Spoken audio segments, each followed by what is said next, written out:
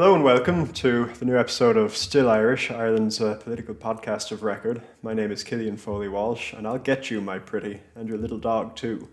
This week I'm delighted to be joined by Dean Céitinn, a Gript contributor, former director of Free Speech Ireland, director of Breaking Point, father to a murdered son, husband to a murdered wife, and he will have his vengeance in this life or the next. It's great to see you, Dean. I try to keep that on the down low, Killian. I appreciate it. Well, look, thanks very much for coming in this week. We appreciate that. There's plenty to talk about. It's been a busy week. I suppose before we get into any of the news or anything like that, why don't you tell us a little bit about Breaking Point, Free Speech Ireland, maybe the state of free speech in Ireland generally at the moment? Yeah, certainly. So I suppose Free Speech Ireland was founded, 2 or 3 years ago now, I'd say. Mostly in response to the hate speech bill was certainly like the big thing for us. I would say probably in so obviously the hate speech bill didn't pass, which we were chuffed by, and I kind of feel somewhat vindicated, I would say, actually in the last year since that happened. Because I feel like it's becoming less questionable what the hate speech bill was about. So obviously you have Pauline O'Reilly made her comments about how it was about restricting freedom. You had Cathal Crowe saying that he wanted the hate speech bill weaponized against his political opponents. They turned down the recommendation to include the UN definition of freedom of speech in the bill itself. But more recently, the Taoiseach has said that the legislation that we have in place at the moment is sufficient to deal with quote-unquote rising hate in Ireland. So I kind of feel like in a way that's sort of an admission that it wasn't never about actually dealing with rising hate itself, but more to do with restricting what people can say. But I suppose in terms of freedom of speech at the moment, kind of the areas of main concern that I would have is to do with, so you have academic freedom. So on campuses at the moment, through the Athena Swan program, academic research funding is linked to ideological commitment. You have universities increasingly abandoning institutional neutrality on the Gaza issue, and that's not really to do with making a moral judgment about the situation in Gaza, because even if if the universities were shockingly on my side, I still don't think they should take a collective position. And then I feel with academics and university administrators, they're very sort of reticent to stand up to either student unions or protests, so they're very quick to give in to their demands. Then I suppose maybe more broadly, I would say the European Union. I think there's increasingly kind of very concerning legislation coming out of Europe. I think they spend, I think it's a third more on cancer research at the moment. Sorry, on restricting freedom of speech and narrative control than they do on cancer research. So particularly where that would pertain to Ireland is through the DSA. With Breaking Point, we've held events in America to kind of raise awareness for this, because it will also restrict the freedom of speech of Americans. But basically the sort of concept behind the Digital Services Act is that what's illegal offline should be illegal online. And while in theory maybe or conceptually that's probably a good idea, the problem is that that also applies to hate speech legislation across the 27 EU member states. And why we'd be concerned particularly about this legislation is because if you are say a search engine or an online social media platform, you probably the most efficient way for you to kind of apply this legislation or apply the Digital Services Act is to basically look at the lowest common denominator. So what's the most restrictive hate speech legislation in Europe? And that's actually quite radical, because say in Germany, it's illegal to mock politicians, and then apply that not only to European countries, but also beyond Europe to Americans. And that will be policed out of Commission Nimian.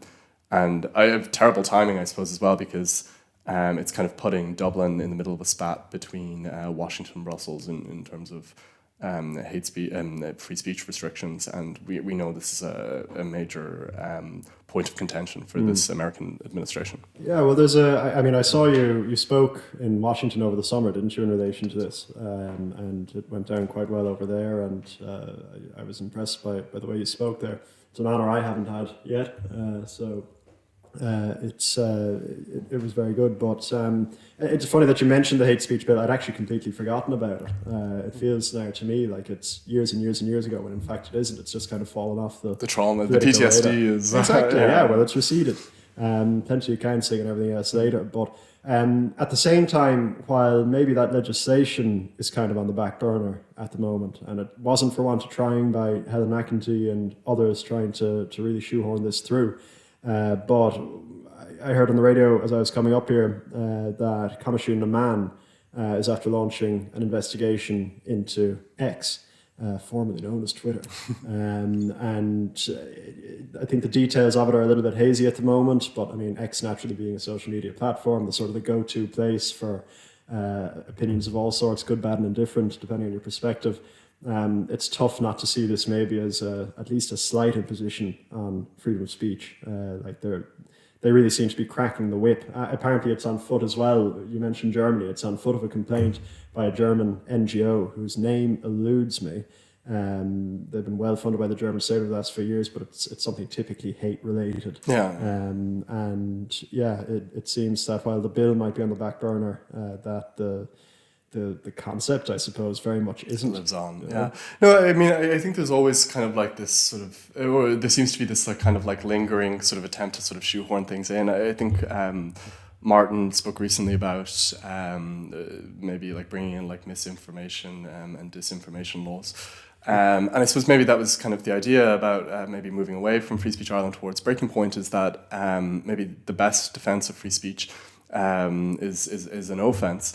And I think the benefit in that is kind of trying to sort of maybe give voice to sort of these like, or give a platform to some of these like heterodox opinions that I think are like held by a lot of people, but maybe aren't being like prioritized by the national media, or aren't being given a voice through the national media or through the universities. Because I do think there is Irish civic culture is maybe not in the healthiest state. I mean, even last year there was the stuff with Ryan Casey, the boyfriend of the late Aisling Murphy, like the media censoring parts of his victim in a coordinated campaign, censoring aspects of his victim impact statement. Obviously, there's a lot of dependency on the state and the European Union for grants from our national media. And I think, like, I mean, even when you say about like the X case, I mean, there was I think it was last year the government had the secret, or the state had the secret order for the information from X off Gript. Yeah. In relation to Gript, yeah. Well, I suppose they have a playbook when it comes to this sort of stuff. And again, as you said, even if the bill is on the back burner, it lives on. Is there any, like, it is vampiric that way, is there any sort of wooden stake, do you think, can be driven through its heart? Or is it just a question of kind of fighting on? I think it's a matter of fighting on. I must admit, I am optimistic. I think the situation with the DSA, I mean, it's certainly like much more convoluted. And I suppose even though it would probably disproportionately affect Ireland in terms of the geopolitical situation between the United States and Europe, it's definitely much more of a European problem, I would say, than an Irish one. At the moment, yeah. Well, look, it's great to see, I suppose, that there are organisations like Free Speech Ireland and Breaking Point, Turning Point, Breaking Point and everything else. You know, do you get any state funding at all? I wish. Maybe one day, you know. But no Breaking Point. No, it's all self-funded. Well, you know who does get state funding, or who did anyway, for a little while or a couple of years? The Sex Workers Alliance of Ireland, the SWAI, who announced, I don't know if you saw this, who announced earlier this month that they're going to cease operating by the end of the year for want of money. I only saw this week. It didn't get much traction at the time. It seems it was kind of in a tweet that was buried in a thread about saying goodbye to some person they had working for them. But I looked into this a little bit over the week, and it seems that, this, I don't want to call it an NGO because it seems to be mainly, not entirely, but mainly sort of privately funded. But it is certainly a lobby group. For kind of well missed. Exactly, yeah. Did you see anything about this? Yeah, certainly. I mean, I think it's a good, maybe a good example of like what we're actually funding. I mean, I think, was it part of their mission statement or something? And obviously this isn't my words, but I think they themselves argued that they were fighting whorephobia and fighting against the whorearchy or something. And this was funded by the Department of Children, which is the other like crazy aspect of this. And I mean, I suppose it is a good example because it's such an egregious case. But, you know, I like at the end of the day, like I think it's 8% of the national budget goes towards NGOs. And then, I mean, on top of that, like, I think Ireland is like particularly vulnerable for like elite capture because we have such a, compared to other sort of Westminster democracies, such a really intense whip system. I think Charles Flanagan had like a really, really kind of insightful quote that was like, I would have more influence as a low-ranking member of a vociferous NGO than I would have as a government backbencher. And I do think that's very concerning. Yeah, well, it's totally true. And if anybody would know, it's Charlie Flanagan, of course, being the former Minister for Justice, Minister for Children as well, I think, at some stage, and no longer in elected politics, but active in commentary. But yeah, no, when I saw this story earlier this week, I was gobsmacked by it. There were two things that occurred to me. The first thing is that, again, though they're not an NGO, you do wonder how badly run an organisation has to be in Ireland in 2025, appealing to that sort of fringe, really fringe left-wing politics, and to somehow run out of money in a country where we are very, very happy to, you know, float these things and create CEOs of this and everything else. The second thing, I looked into them, they were, I don't know if they still are, but they certainly were a registered charity.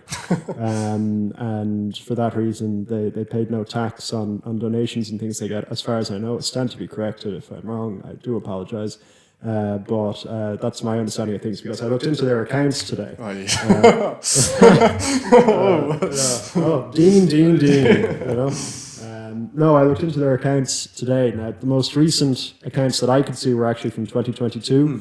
It was their financial statement signed off in 2023. But their funding really sort of collapsed.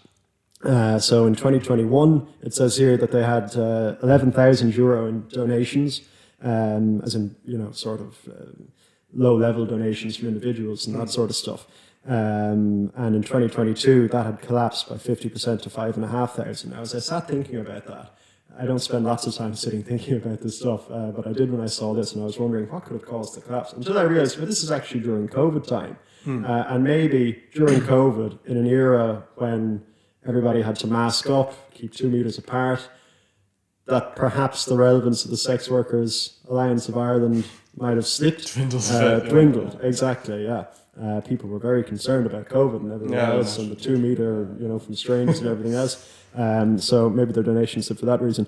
But also, I looked into some of their big donors, and there were a couple of big ones. So there were a lot of Irish NGOs giving them significant sums of money. There was one, Rethink Ireland, I think, gave them 20 grand. I think Harris's brother is he the CEO there? I don't know if he's the CEO. It does ring a bell that he might be involved. Well, they gave them €20,000 in 2021, didn't give them a penny in 2022.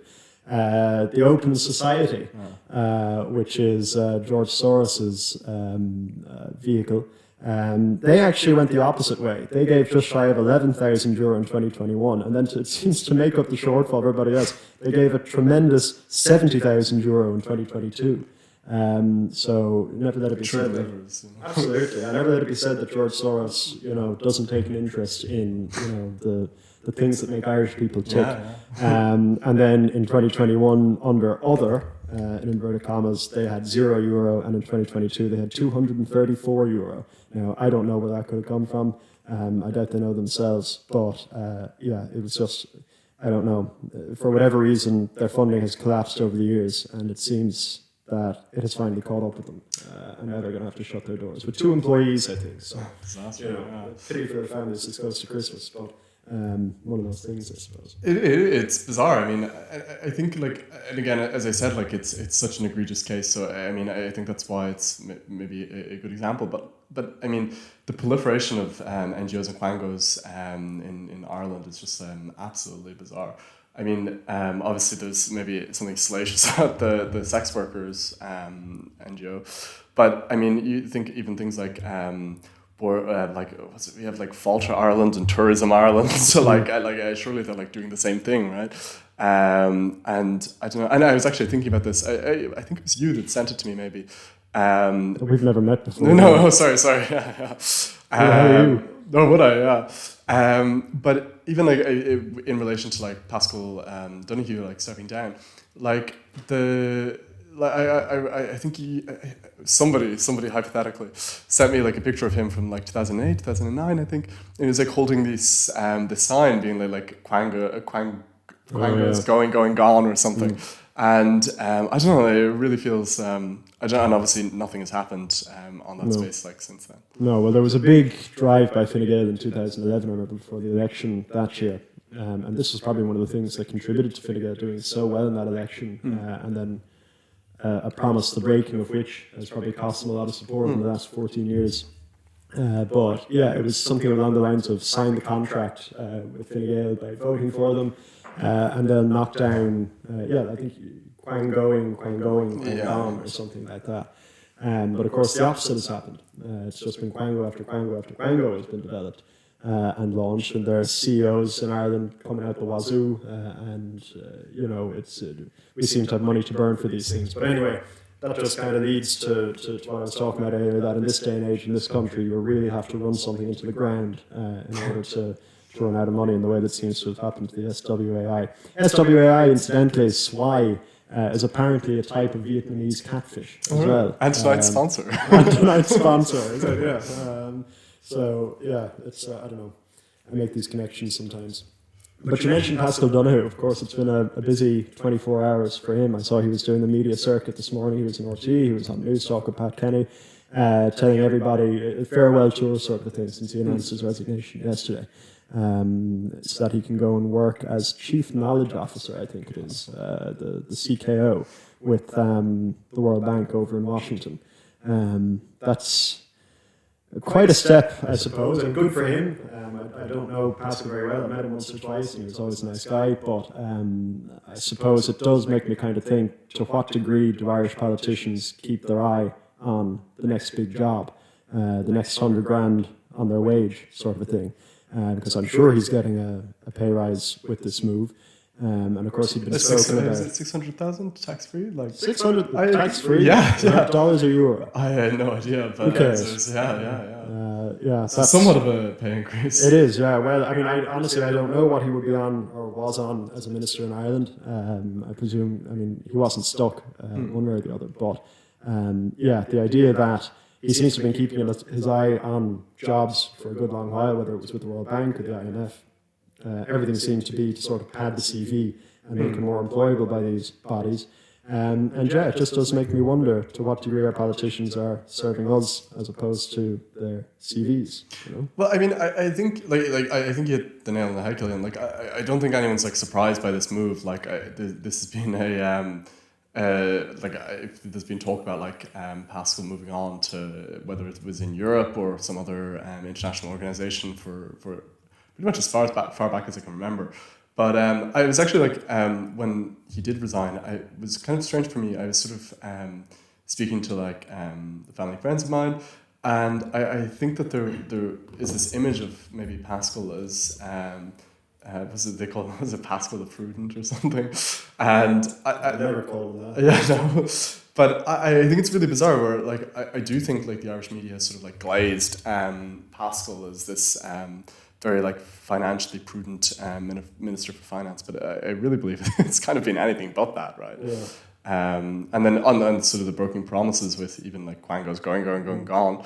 It was at 2007, 2008, Pascal like ran on like abolishing the USC, and it's still here. Yeah. And actually we've had like an increase in things like income tax, capital gains tax. a bit of a sore sticking point for me. The alcohol tax has these things. Exactly, yeah, cigarettes as well. It's what is it, nearly like €20 now. Like well, these are where I get them €20 each now, and they were 15. €20 each. Ago. Yeah, cheapest.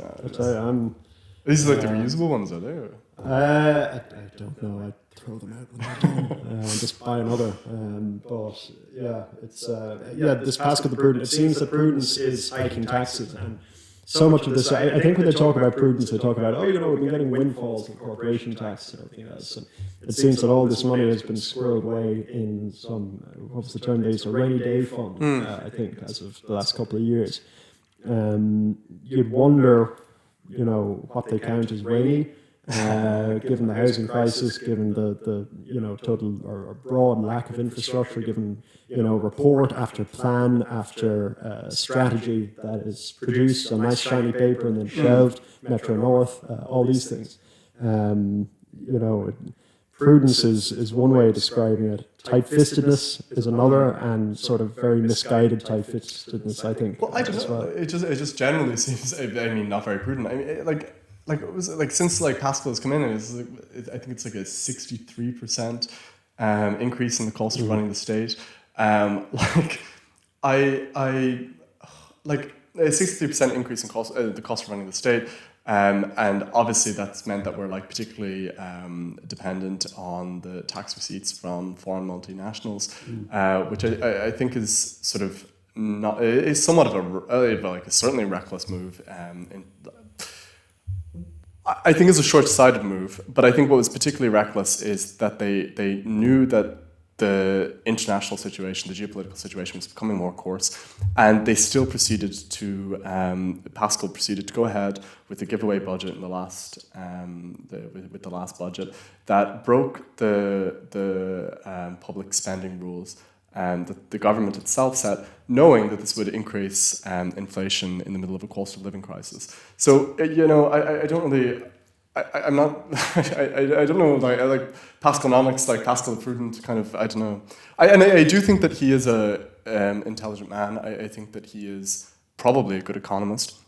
But I think he's quite cowardly in implementing that. An example I would give, and I hope I'm not mixing this up, I think it was either about the eviction ban or the implementation of rent controls, that Pascal actually registered with the cabinet that he was concerned about this because it would make the housing crisis worse. And yet he still proceeded to vote for it. So, I mean, I don't know, not particularly prudent, I would say. No. Even when you talk about the sort of the growth in the budget on his watch, when you say that he was a good economist, perhaps, I'm struggling to think of what his professional background is in, but I do remember when he first kind of came into ministerial office, which was around the 2013-14 mark. I think he came in as Jacinda Creighton's successor as junior minister for European affairs, whatever else is included in that title. And of course, Jacinda had been the minister in that portfolio until the whatever abortion legislation was at the time, the Protection of Life and Pregnancy Act, actually, I think it's called, which she voted against and was kicked out of Fine Gael over, and then Pascal was put into her position. So I remember kind of thinking from the get-go, that's a pretty bad start, it's not great to wind up in a position like this because you're effectively, I don't know, it feels like scabbing or something, but anyway, obviously from there, a pretty meteoric rise up to the Ministry for Finance. But it makes me wonder as well now that, of course, he's been succeeded by Simon Harris, who has taken on the Ministry for Finance. Where do these people get their qualifications from? Simon Harris being, and there's nothing wrong with it, but he's done very well for a journalism dropout, and God knows what his wage is now as well. But you'd wonder as well, what are his qualifications to do the job he's now been given, that he has effectively taken. I don't think there's a lot there, to it's absurd, recommend him. No, I completely agree with you. It's not a good omen for the future. And then Helen McEntee has been moved to defence and foreign affairs and trade. Yeah, exactly. So she said that I just saw there that it was that the first thing she'll talk about with her department is the occupied territories bill or something. Like it's, I don't know. I feel like maybe there's a lot more going on that maybe probably needs more urgent attention. But yeah, so maybe not the best sign going forward. No. And you kind of see, I suppose, this lack of qualification reflected then in really important areas. It's kind of grand to, consider this and just brush it off. Sure, that's Ireland, that's the way politics works here. We all get on with it. But then we have this new housing strategy that came out over the week. Whatever it's called, I don't know what, but it runs up to 2030. It's been well documented and analysed over the last week. A lot of people have drawn attention to the fact that it contains no annual targets or anything. It contains one broad 5-year target, or 4-year, I suppose, at this stage, of 300,000 houses by 2030. It doesn't specify, I think, whether that's January or December 2030, but whether it is, or whichever it is, it's not going to happen. I think we can all rest assured, unfortunately. It's tough to see that as not being in some way linked with this lack of any sort of expertise and competence, exactly, when it comes to the government and the members of the cabinet. I mean, it's very grim. It's polled very highly in housing is polled very highly in terms of like voter interests. So like James Brown, the Minister for Housing, isn't even there when it's announced. They dropped the targets thing, but part of me like feels like it's almost an admission that this sort of and maybe I'm not phrasing this the best way, that this kind of like very state-led approach to like fixing the housing crisis is not working, and I feel like the kind of like gives me like maybe a sense of despair is that the opposition it feels to me are like kind of doubling down on the same sort of attitude, but like an attitude that's in a way sort of failed. I don't know. Like I think maybe it's the part of life that I'm at. But I would like more attention given to the rental market in particular. I mean, like crazy things like the sort of the ban on like above shop living, or above commercial premises rentals, and the ban on digs like seem like kind of easy targets to me. But then even things like I think I mentioned it before, the sort of rent freezes. Like we knew this going into 2016 when they were first implemented with rent pressure zones, that it would reduce the quality and quantity of available rental properties. And then since 2016 now, we have much less available rental properties and a much higher rate of eviction notices. So I don't know, it's a terrible situation. Yeah, well, I mean, I'm sure we've all, in one way or another, fallen foul of the housing situation in recent years. But I mean, even I know, you take a look at Daft for the likes of Kilkenny, and there is nowhere to rent in Kilkenny at the moment. I think things are similarly tough in Dublin, and the sorts of places that you do find are shitholes. Damp crawling down the walls and rags over the windows and everything else. I think I've been in the same apartment for I from memory about like 4 years now. I think you know the part of town, even though we haven't met before, but you know the part of town that I'm based in. But basically now I have to look for a new apartment, and what I'm noticing that like the availability has dropped since the last time I was looking for an apartment, and then on top of that, something I am noticing is that it feels to me maybe like the culture of like rental properties have changed a lot. So if I like find a rental property that's maybe similarly priced to the place I'm at now, it's like I found one there and it was similarly priced, and it's like I was like, oh brilliant, like this is like absolutely fine. It's close to where I'm living now. And then I go into it and there's like fucking like 4 bunk beds in the same property. And I'm not a fan of that. I can't do it. No more to say. I've looked at this as well. I've seen it because once in a while you do kind of think about moving back to Dublin.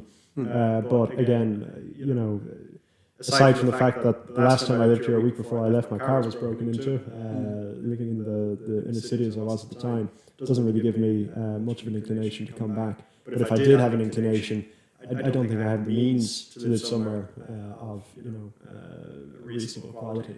Unfortunately, it's like genuinely depressing. Like even in the place I'm in now, I had like a friend of mine is living in Paris, and from a window you can see the Eiffel Tower, and I was sort of like I think between myself and my flatmate, I'm paying very close to like basically 3 times what she's paying for a view of the Eiffel Tower, and as you know, there's nothing really close to the Eiffel Tower from no, I mean, wouldn't we all love a view of the spire? Yeah, the dream. But yeah, anyway, I suppose hopefully only 5 more years to put into this misery one way or the other, and in 5 years there'll be 300,000 new properties all over the place, and yeah, we'll all be able to avail of that. I do think, given other news during the week, particularly when it comes to sort of migration, Simon Harris's recent comments on it, which seem to come in the wake of a softening of attitudes over, or a hardening of attitudes, maybe depending on your perspective, over in England. Maybe if the English were to make some sort of a move on their housing crisis, that we'd be compelled to do something about ours. Because that's the way things work here, it seems, at least when there's a Labour government in charge over there. When they do something that may have previously been unpalatable to the Irish body politic, about 2 or 3 weeks later we follow suit, or at least start making noise about following suit. And migration is a good example of that. I'm sure you saw the changes to the UK system that were announced over the week, and that sort of predictable commentary from our own leaders then in the wake of it.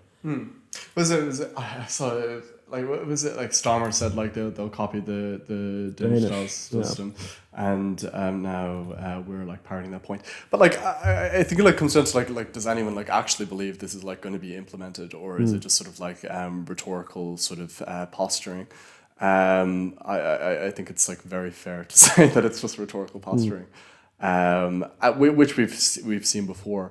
I actually, a friend of mine is a migrant, and she is like sent me texts being like she's being like hunted down by the Gestapo or something. She's like, this is Jim O'Callaghan's Ireland or something. It was the first they came for the Georgians, and I said nothing.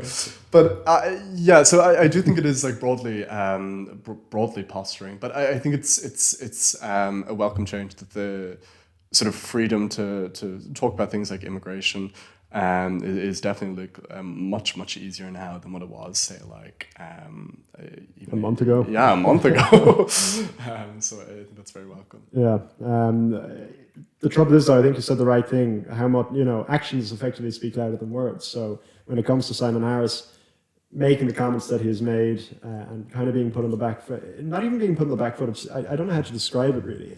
He's now kind of accusing the left of accusing him of dog whistling and everything that goes with it. And in fairness, he's not just accusing them. They are saying, Ivana Bacik, Holly Cairns, all of them coming along saying, this is dog whistling from the Taoiseach and it's very dangerous and all this sort of stuff. But actions do speak louder than words, and I'm conscious of our earlier conversation about the Quangos and the USC and everything else. Fine Gael in particular are very good at saying what they think sounds good in any given political climate. But then when it actually comes to delivery, they usually leave us all wanting. But yeah, I mean, Harris is I mean, like throughout his career is like a phenomenal, maybe like salesman or something. But like when it actually comes to delivery, it's pretty. Maybe it gives a lot of like want to be desired.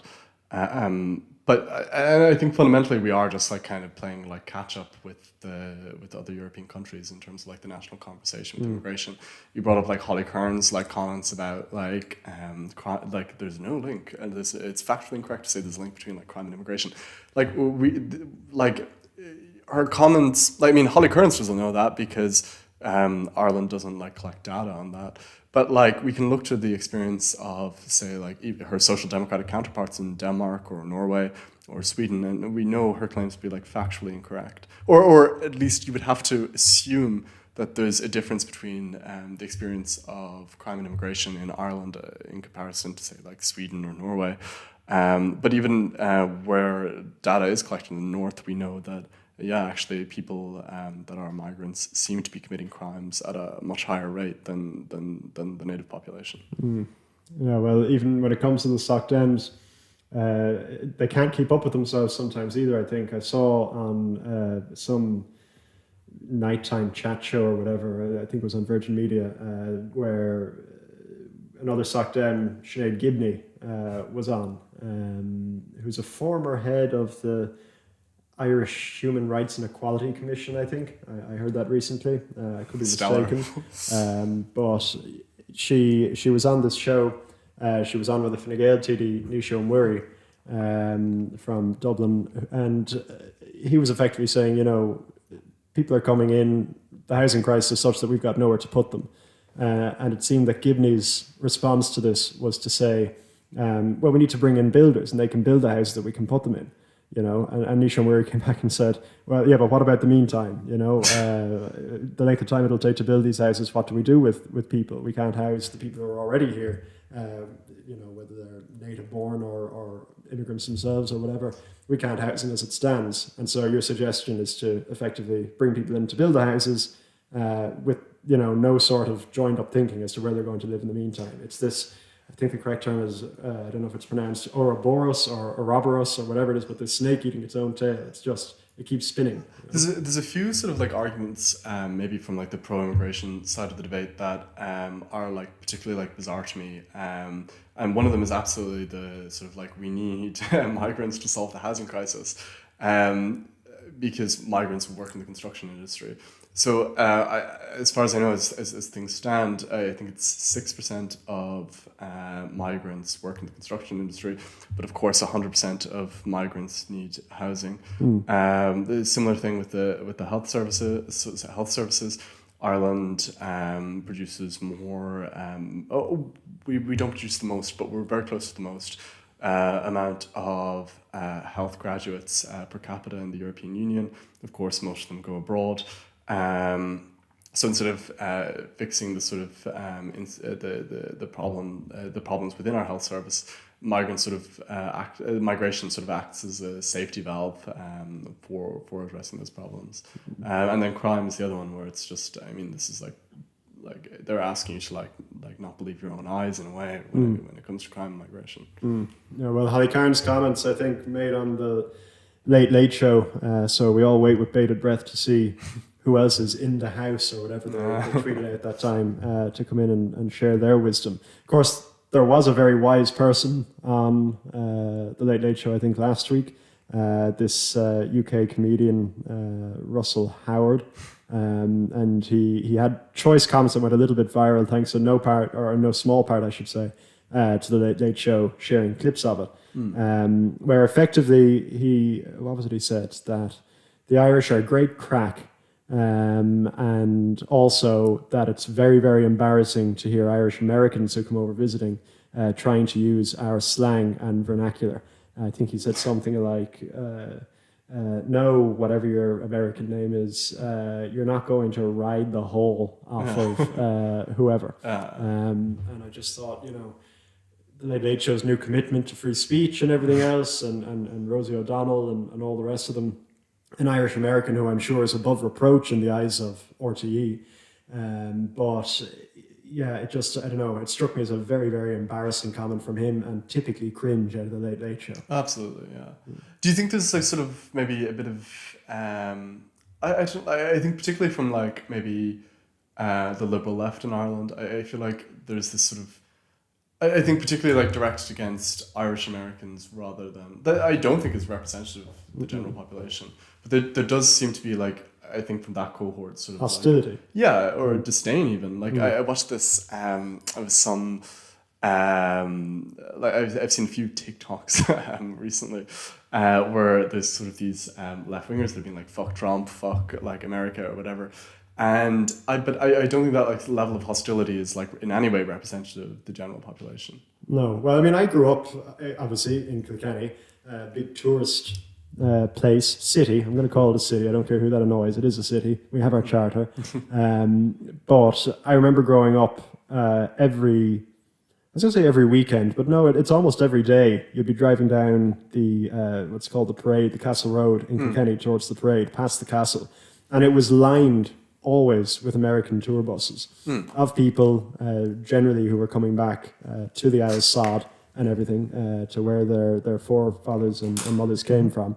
And we welcomed them, They made Kilkenny a wealthy place, and our hotels were booming. The restaurants were kept in very good stead by these tourists coming in. Even if they were only in for a day, maybe the hotels wouldn't benefit so much, but certainly the place's economy did. And I'm sure that was replicated around the country. And now there's a very, very loud cohort, a minority, I think, a small minority, as you said, but a very loud minority who seem to make it their business to just hate these people and, hate on them, particularly if they happen to offer the wrong political view in this loud minority's minds. 100%. I mean, I think the Irish diaspora represent a massive opportunity for the Irish population. For Ireland generally. I think even historically that's been a fact, right? When it comes to Irish independence, you had the Irish race conferences kind of agitating in favor of that. The more recently, actually, what's his name? The senator from Fianna Fáil, Mark. I think he's from Meath.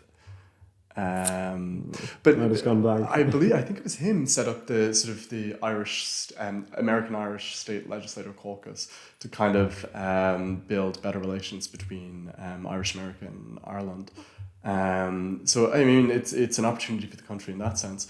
But then I think on top of that, there's so many reasons to be very proud of our diaspora. I mean, in America, I think Trump cited it, where it was the overwhelming majority of medals of honor have gone to Irish people. Are they really? Yeah. And on top of that, I think we're over 2 times overrepresented. We're the second most common ethnic group. We're more than 2 times overrepresented compared to them. Where we were nearly of all the people that got 2 medals of honor, we were almost half of them. So we're ridiculously overrepresented in that, and it's the Pierce quote about the Irish people fought under every flag except their own. But then even in other stuff, it really is every field of human endeavor. If you think in terms of the arts and music, the sort of cultural, the sort of music revival in Britain in the last century, it was basically Irish people in Britain. You think of the Beatles, Oasis, Morrissey. And then I think there's a lot of reasons to be, and even in my own experience, I kind of had the opportunity to meet a lot of people in sort of policy advisors or writers that are really coming up with cutting edge stuff and producing exceptional stuff, who are Irish, but they're living abroad and they're working abroad. I mean, particularly I think of someone like Sam Bauman, who's done exceptional stuff on housing, and I think given our own circumstance, the idea that I mixed him up with Sam Altman, is that his name? Yeah, a bit different. But I mean, it's really absurd that these people are living abroad, and I don't know, I think I feel very, very, very proud of our. I mean, it's Irish people abroad. I don't know what it is, but it seems there's a breaking point event where an Irish American made the point about the Ellis Island effect, that when Irish people seem to leave Ireland and they achieve great things, and I don't think we should be disdainful or resentful. No, certainly not. And even when you mention cultural contributions and stuff, I mean, a number of them have contributed culturally to Ireland as well, to a kind of resurgence now. I mean, it's a bit twee, but I think of Michael Flatley, who comes in for a lot of flack, a lot of mockery and stuff by certain pundits. Probably didn't do himself any favours with a very short-lived presidential campaign a couple of weeks or months ago. But I don't think it's an overstatement to say that Irish dancing wouldn't be quite as popular as it is either in Ireland or over, in America or anywhere else, if it wasn't for this guy, and instead, as you said, and as I said, we have a loud minority of people who seem to have made it their mission in life to scorn the Yank and everything. And it's just, I don't know, it's very counterintuitive to me. I think it's heartwarming, even when we were in New York or Washington recently. Like, I think it was kind of heartening to see like Irish Americans that were like after all these years, we're still very passionate about like things like Irish dance, the language. I don't know, like I really don't get the disdain, and I think it does seem to be a very like live left sort of predilection or something like that. Absolutely. Well, none of them work, I'm sure, for any American multinationals either, you know, who contribute so much to our rainy day fund and everything. But I suppose there was other news from America over the week, or not other news, we haven't spoken about any yet really, but some news from America over the week. When it came to the Epstein files, these things that seem to have dominated political discourse over there for a while now, somewhat understandably, I suppose, if there's a good, you know, substantial fraction of your leaders and everything else involved with such a despicable human being as Jeffrey Epstein, then you want to know about it. But there have been kind of oscillations back and forth, particularly with the Republicans, when it comes to releasing these files or not, and Trump finally gave the go-ahead in the last couple of days, in keeping with his election promises to release these files, ordered the Republicans to vote in favor of them. So I think it was yesterday, the House of Representatives voted 400 and something to 1 to release these files. And now we're all going to see what's in them. What do you think? Did you see the Epstein email about Bubba? Exactly. Yeah, what was it? It said he was asking somebody if Putin has the photos of Trump blowing Bubba. Whoever this, of course, Bubba being a well-known nickname for slick Bill Clinton or whoever. I saw a horse as well, maybe. You saw who? Apparently there's a horse named Bubba as well. Oh, is there? Yeah. Interesting. Yeah, well, I don't know. What have you seen about this? You obviously have. Yeah, I mean, a bit. I mean, it seems very bizarre. I mean, I think it'll be interesting to see anyway when the files themselves come out, the emails themselves. It'll be enlightening to say. We'll be poring over them, I'm sure, over the next couple of days or weeks, or whatever the time it takes to get them released. But okay, well, look, on that note, I think we might wrap things up. Thank you very much, Dean, for coming in. I appreciate it. You'll be back again. No escape. No escape. No, never. Not from us. Thank you all very much for joining us and for watching. We'll see you next time.